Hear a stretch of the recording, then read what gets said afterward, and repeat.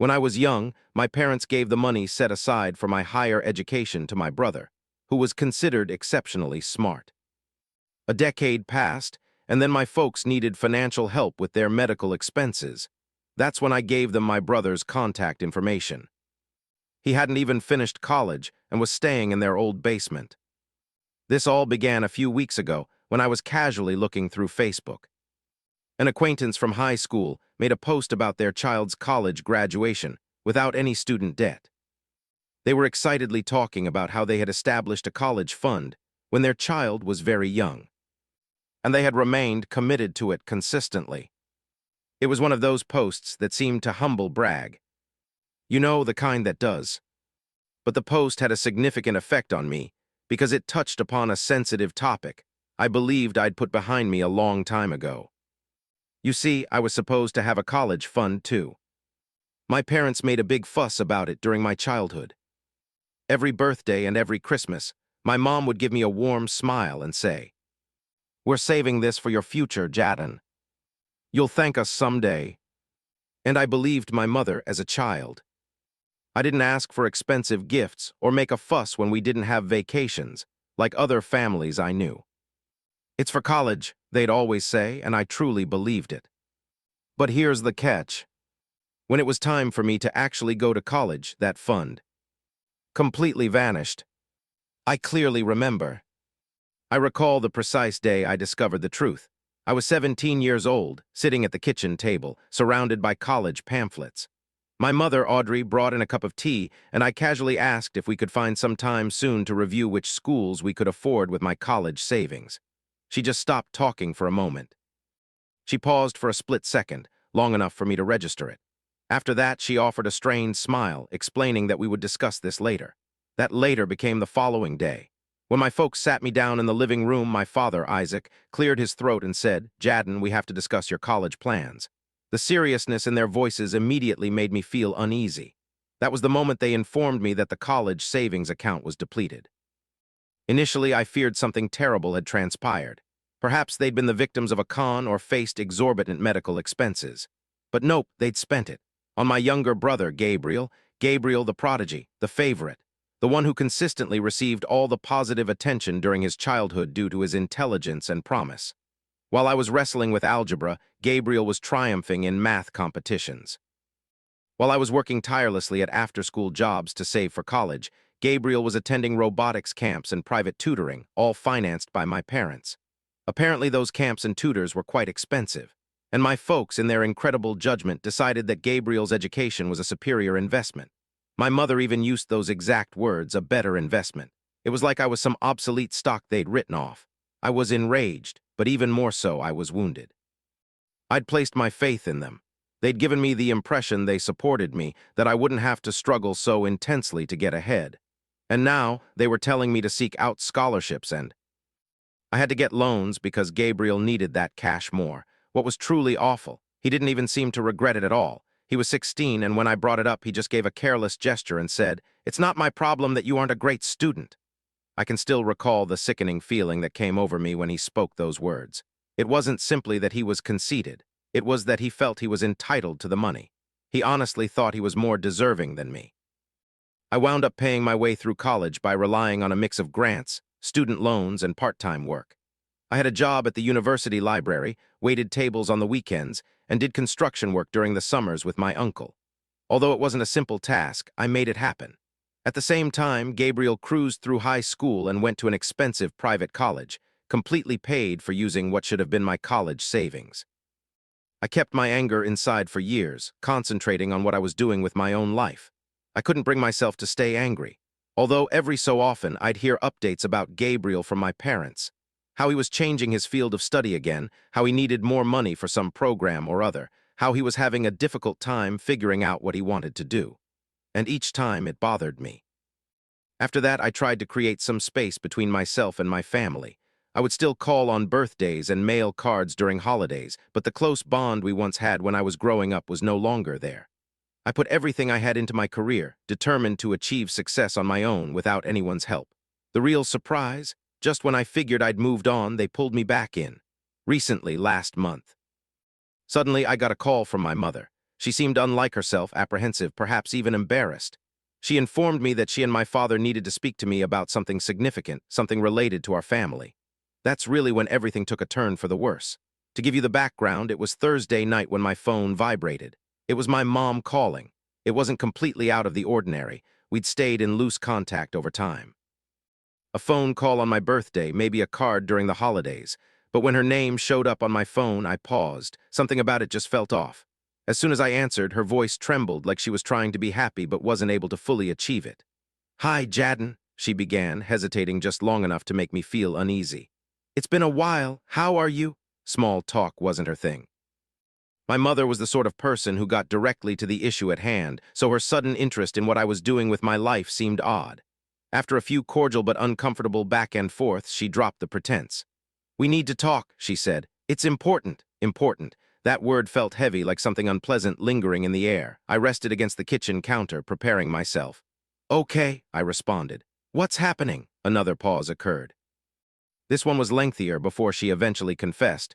"Your father and I are experiencing some financial difficulties. We were hoping you might be able to assist." I wouldn't say I was shocked. I'd always suspected that my parents weren't very good with managing money. When I was younger, they'd overextended themselves attempting to provide. I had always believed Gabriel had every opportunity at his disposal, yet the source of the funds never really crossed my mind. But when I heard her express it, it was a completely different experience. "How can I help?" I inquired with caution. She began, and her voice sounded weak. "Your father's medical expenses have accumulated, and we're behind on the mortgage.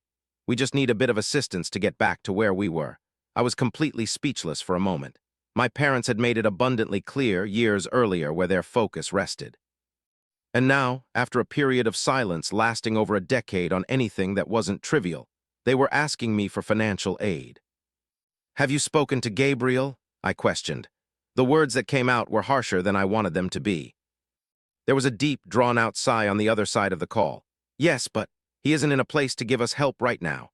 That really made me pay attention. "What do you mean?" I asked. Another long pause. "He's been staying with us," she admitted, though she clearly didn't want to, "for a little while. Things didn't really work out for him after college. I didn't push for more information at that moment, but the situation started to become clearer. Gabriel, their favorite child, the one who always got everything effortlessly, was back with them, living in the same basement where we once played video games as children. I tried to stay composed, but I just couldn't keep the anger out of my tone. "Let me be clear," I said. "You gave him my college savings, funded his expensive education, and now he's—" I can't believe I'm living with her, broke as can be, and she has the nerve to ask me for cash. She didn't hesitate to respond. "Jadden, this isn't about the money," she said. "It's about us being family. We're in a tough spot and could really use your support." It was almost as if she completely ignored me. Like all those hard years I spent trying to get ahead didn't count for anything. As if Gabriel's mistakes were just a string of unfortunate events, but my achievements were some kind of preordained gift. "I'll think about it," I eventually told her, just to end the call. That night, sleep was impossible. The phone call kept going over and over in my head and brought up old memories that had been long forgotten. The arguments, the preferential treatment, the never-ending justifications for Gabriel's actions. Now they were expecting me to just appear and magically solve everything. The next morning, I took a deep breath and decided to phone Gabriel. I didn't exactly want to do it, but I needed to hear his version of events. When he answered, his voice sounded immediately guarded, like he was anticipating an argument. "What do you want, Jadden?" he asked. I replied, "Mom told me you're living with them." I also told him she mentioned they were struggling and that you can't help. "What's happening?" He sighed deeply, like this whole conversation was a massive problem. "Yeah, I'm here. Things didn't pan out after school." "Okay." He added, "I'm figuring it out." I echoed him, "Figuring it out? It's been so long, Gabriel. What have you been doing? Why should you even care?" He replied. He snapped back at me. "Honestly, you've always acted like you were better than me." I had to resist the temptation to shout. "This whole thing isn't about me. It's about Mom and Dad. They're struggling with money problems, and they're expecting me to help them because you refuse to." His reply came back instantly, filled with anger. "So now you're the golden child? The successful one? Come on, give me a break. You wouldn't be where you are right now if they hadn't covered the costs of your meals and a place to live when we were young." That stung. I had to collect myself with a big breath before I could say anything back. "They gave up so much for you, Gabriel. You got everything that I didn't, and you still managed to make a mess of things." There was a long pause on the other end of the line. At last, he said, "I don't require a lecture from you." "Maybe not," I responded. "However, you have to get your own life together because I'm not going to fix your mistakes." I ended the call before he had a chance to say anything back. Over the next few days, I couldn't stop thinking about what to do. Part of me wanted to give Mom and Dad a hand, even after all they'd done. Nevertheless, another part of me, the stronger part, realized this wasn't my issue to resolve. Ultimately, I phoned my mom back. "I'm sorry," I explained. "I can't give you any money. If you need assistance, you should speak to Gabriel. He's the one you put all your faith and resources into." She sounded surprised, maybe even saddened. "Jadden, please, I have my own life to manage," I said firmly. "I put in a lot of effort to get where I am, and I won't jeopardize all of that because Gabriel didn't meet your standards." I shared Gabriel's phone number with her, just as a precaution, assuming she might not have it, and then ended the call. It seemed a little detached, even a bit blunt, but for the initial time in a long time, I felt like I was defending my own interests. Even so, I couldn't help but be curious about what would come next. This is the final update. 1 week after I stated that I wouldn't be assisting them, I got a text from my dad. It was brief, only saying, "We need to talk." It lacked any punctuation and didn't give any details. I scrutinized the message for some time, contemplating whether to reply, prior to electing to disregard it. Whatever message they needed to deliver could wait. A few days later, I got an email from someone I didn't recognize. The subject line was a mystery. "Regarding your family." I almost deleted it, presuming it was junk mail, but my curiosity overtook me. The message inside was succinct and to the point. "Hi, Jadden, you don't know me, but I'm Gabriel's landlord. He listed your email as an emergency contact. He hasn't paid rent in 3 months, and I can't get in touch with him. I figured you should be aware." It was signed, Mark. I found it hard to believe. Apparently, Gabriel had moved out of my parents' residence without informing them or me, and was now involving me in his issues. My initial impulse was to phone my mom and demand answers, but I stopped myself. No, this wasn't my responsibility. I'd made that clear. However, something then occurred that forced me to get entangled. A week later, I returned home to a certified letter sitting in my mailbox. It was from a collections agency. It appeared that Gabriel had utilized my identity and my credit. I got a notice that I was a co-signer for something. I had no clue what, but the paperwork stated that I was responsible for $12,000. I was furious. My hands trembled while I read the document and my thoughts were spinning. How could he do such a thing? How could my own brother have fallen so far? I took a day to cool down and compile proof before I took action. I phoned the debt collection company and described the circumstance, telling them that I had never co-signed anything for Gabriel. They suggested I file a police report concerning fraud, which I did the following morning. But I wasn't finished yet.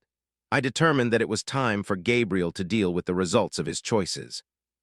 I enlisted a private investigator, which I considered an expense I was happy to pay, and asked them to examine Gabriel's financial records. What they discovered surprised even me. Not only had Gabriel been using my name to co-sign debts, but he'd also opened a credit card using my name. The credit card had been maxed out several months previously, and he'd only been making the minimum payments to keep it from going to collections until lately. Having this information, I filed a second police report and began the process of disputing the bogus accounts.